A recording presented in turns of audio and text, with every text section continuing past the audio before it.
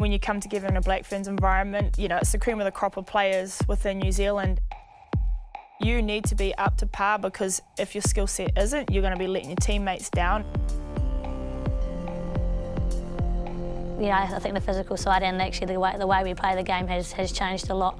You know, girls are working harder at an earlier stage, and you can see even just the body shape of girls change into be a bit more athletic. The quality of the game now, and just to be part of playing in that quality of footy is awesome. The intensity of the trainings has increased, the variety of the trainings has increased. I think the biggest change for me, there's a lot more focus on lives outside of rugby. I think because girls are, you know, getting engaged in it probably a little bit earlier potentially now, as they come through, I think it's just going to get better and better.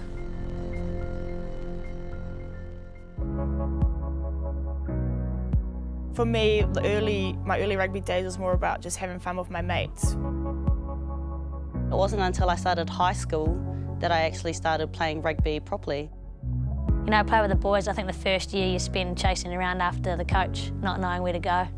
And then as we kind of go through, you know, you get to that secondary school age when you got to play with the girls, and I was lucky enough to go to New Plymouth Girls High School, so all girls school, that had rugby and had a really good rugby program. There wasn't much recognition of women's rugby in Aotearoa.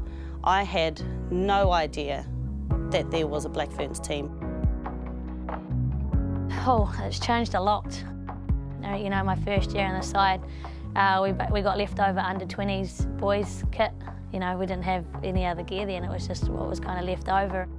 I remember my earlier years in the Black Ferns, and we trained for like 5 hours straight, one session, and in the rain, and we had sprigs on the whole time.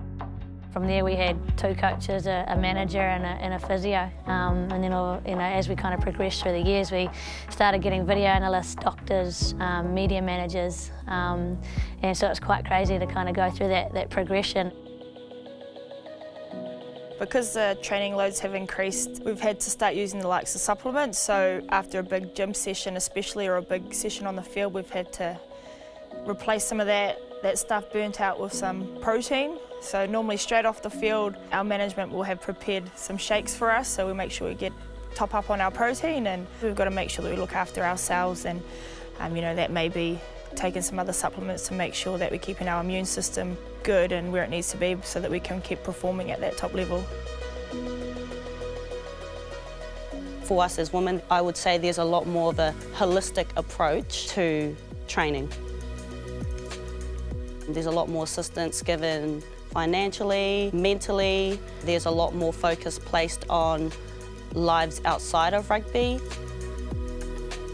The numbers are just, you know, taking off, and you know, there's just a lot more opportunities, and there's more of a pathway for girls to be able to come into the game at any age and any stage.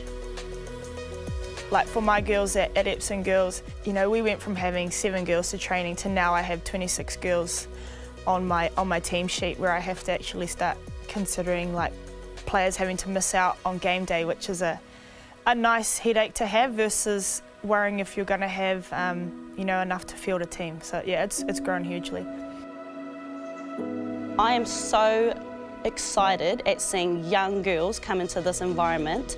My hope for them is that they can only focus on this. I would like to see the women's game become professional, not semi-professional, not amateurs. I'd like to see more resources invested into women's rugby.